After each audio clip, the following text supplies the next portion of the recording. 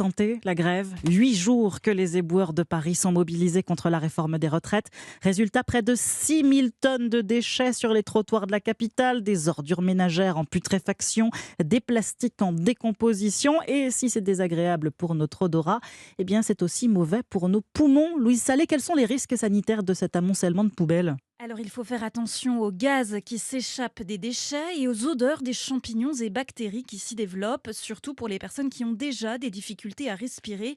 Frédéric Le Guillou est pneumologue et président de Santé Respiratoire France. Les conséquences au niveau respiratoire peuvent être responsables d'aggravation d'une pathologie pulmonaire sous-jacente telle que l'asthme et puis l'inhalation d'un certain nombre de toxines ou de champignons peut aussi aggraver une pathologie spécifique au niveau respiratoire. L'urine des rats attirée par les poubelles peut aussi provoquer des maladies. L'urine de rat peut être responsable des fièvres hémorragiques que l'on connaît sous le nom de leptospirose et qui peuvent être mortelles dans 8 à 20% des cas. L'eau de Paris, enfin, est susceptible d'être contaminée, mais ne cédons pas à la panique. Les contrôles sanitaires devraient être renforcés.